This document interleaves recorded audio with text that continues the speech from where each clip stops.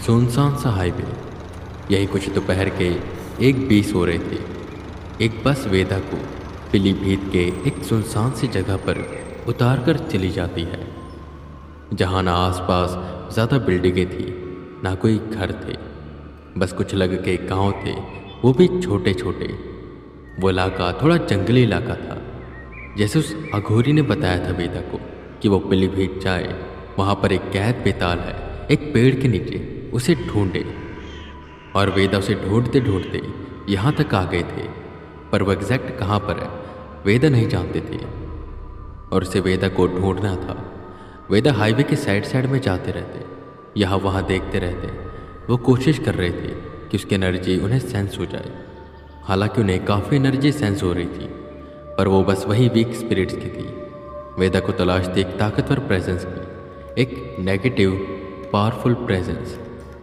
खैर, थोड़ी दूर और जाने के बाद वेदा को एक चाय की टपरी दिखाई दी, और उसके बगल से एक कच्ची सड़क उस जंगल के अंदर जा रही थी। वेदा पहले उस टपरी पर रुकते हैं, चाय पीते हैं, और चाय पीते पीते बस वो उस रास्ते की ओर देख रहे थे, क्योंकि वहाँ से उन्हें कुछ सेंस हो रहा था। उसकी प्रेजेंस उतनी ज़्यादा स्ट्रांग तो नहीं थी, पर जितनी भी थी, इससे वेदा समझ पा रहे थे कि यहाँ पर कुछ न कुछ ऐसा है जिसे कैद करके रखा गया। और वो टपरी वाला वेदा को बार बार देख रहा था। वेदा की हरकतें उसे अजीब लग रही थी। चाय खत्म कर वेदा ने पैसे दिए और उस जंगल के कच्चे रास्ते पर जाने लगे। जैसे उन्होंने पहला कदम रखा कि वो टपरी वाला भागते हुए आया। ओ बाबू साहब, कहाँ जा रहे हो? रुको भाई, कब से देख रहा था, इसी तरफ देख रहे हो?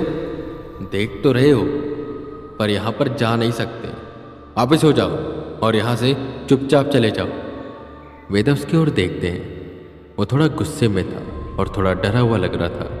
वेदा उसके पास आए और बोले, क्यों, क्या हुआ? मैं यहाँ पर क्यों नहीं जा सकता?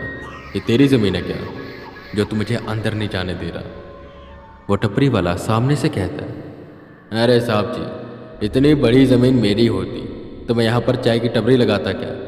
यहाँ पर एक बड़ा सा होटल बनाता, और होटल का कोई फ़ायदा ही ना होता, क्योंकि यहाँ पर कोई आता ही नहीं। ऐसी मनहूस जगह है ये तो भूले भटके आप आ गए किसी तरह, वरना इस रास्ते पर कोई ज़्यादा दिखता नहीं है। वेदा ने उसकी टपरी देखी और कहा, ज़्यादा कोई आता नहीं तो इस चाय की टपरी का दिखाने के लिए लगाई है तूने? बकवास मत कर और मुझे जाने दे। जिस पर वो टपरी वाला वेदा का हाथ पकड़ता है और उन्हें अपनी टपरी पर वापस लेकर आता है। एक तो तुम सब शहरी लोग ना बड़े ज़िद्दी होते हो। यही बगल में गांव है मेरा, वहीं पर रहता हूँ मैं, खेती करता हूँ, और ये टपरी तो बस टाइम पास के लिए है। यहाँ से आती जाती गाड़ियाँ देखता हूँ, कोई राह भटक जाता है उसे रास्ता बता देता हूँ, और इसी बहाने थोड़ी चाय बिक जाती है और दिन भी टल जाता है। और आप जैसे ना जाने कितने लोग आते हैं, उनकी जान को खतरे से बचाता हूँ जो यहाँ पर जाना चाहते हैं। साहब जी, ये रास्ता खतरों से खाली नहीं है, यहाँ पर मत जाइए। वेदा समझ तो रहे थे कि ऐसा वो क्यों कह रहा है, पर वेदा खुश भी थे, क्योंकि उन्हें एक ताकतवर आत्मा मिल गई थी, और वेदा से तो हर कोई डरता है। वेदा की आदत है हर जगह की बैक स्टोरी पता करना, तो वेदा ने पूछ लिया, मैं एक टूरिस्ट हूँ और ऐसी जगहों पर घूमना मुझे पसंद है, इसलिए मैं यहाँ पर आया। पर तुम कह रहे हो ये जगह खतरों से खाली नहीं है, यहाँ पर खतरा ही बहुत है। जंगली जानवर है क्या अंदर? जिस पर नाम ऐसे हिलाते हुए वो टपरी वाला कहता है, नहीं बाबू साहब, जानवरों से तो एक बार बच सकता है इंसान, पर जो अंदर है ना, उससे भागना नामुमकिन है। कितने ही आपके जैसे शहरी लोग आए, अंदर गए पर वापस ही नहीं निकले। हालांकि उसकी आत्मा कैद है, पर फिर भी वो सबको मार देता है, इसलिए कह रहा हूँ मत जाइए वहाँ पर। वेदा ने एक और सवाल पूछा, पर ये आत्मा है किसकी, और इसे कैद यहाँ पर किसने किया? वो टपरी वाला वेदा को देखता है और कहानी सुनाना शुरू कर देता है। कहानी उस कैद आत्मा की। अब वो आत्मा किसकी है ये तो मैं नहीं जानता, क्योंकि वो मेरे पैदा होने से पहले वहाँ पर कैद है।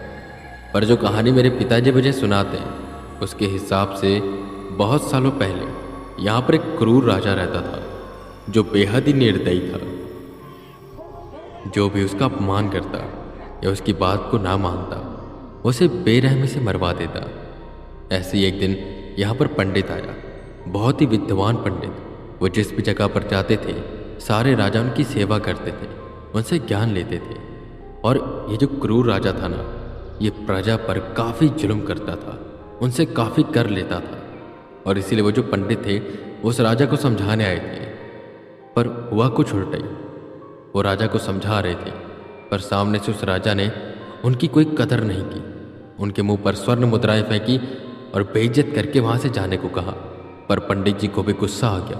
वो उनसे कहने लगे कि तुम्हें राजा होने का कोई हक नहीं, तुम्हारे अंदर घमंड है, तुम्हारा सत्यानाश होगा, ऐसी काफ़ी चीज़ें बोली। और जैसा कि राजा था अभिमानी, क्रूर भी था, उसने उस पंडित का सर धड़ से अलग करवा दिया। और जो पंडित शिखा रखते हैं उस कटे सर को उसने शिखा से उस पेड़ पर बांधा और वहीं पर लटका छोड़ दिया। और प्रजा से कहा उस पर पत्थर फेंके, थूके और उसका अपमान करें। मरने के बाद भी उसकी आत्मा ये देखकर तड़पनी चाहिए। पर उसके बाद जो हुआ ये किसी ने सोचा नहीं था। 2 दिन बाद ही उसी पेड़ पर उस राजा की लाश मिली, वो भी लटकी हुई। धीरे धीरे राज्य में भूखमरी आई, सूखा पड़ा और सब खत्म हो गए। वो राज्य महल पूरा खंडर हो गया। अभी भी है यहीं से थोड़ी दूरी पर, लोग आते हैं देखने, पर इतना ज़्यादा किसी को पता नहीं उसके बारे में। और ये जो कच्चा रास्ता है, इससे थोड़ा आगे जाएंगे ना तो वो पेड़ दिखाई देगा, वही पेड़ जिस पर उसका कटा हुआ सर टांगा गया था। काफ़ी वक्त बीता, चीज़ें ठीक हुई और यहाँ पर एक गांव बसा, पर वो आत्मा सबको तंग करती थी। कुछ विद्वान बाबाओं को बुलाया गया, उन्होंने उसकी आत्मा को मटके में कैद किया और वही पेड़ के नीचे गाड़ दिया। पर उसका धड़ कहाँ पर है ये किसी को नहीं पता था।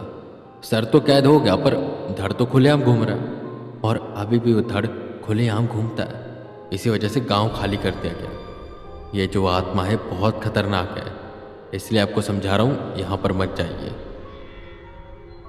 कहानी काफ़ी इंटरेस्टिंग थी, पर उस अघोरी बाबा ने जो वेदा को बताया था वो थोड़ा सा अलग था। और ये थोड़ा सा अलग शायद टपरी वाला पूरी कहानी नहीं जानता, और वो बेताल होगा जिसे ये कोई पंडित की आत्मा समझ रहा है।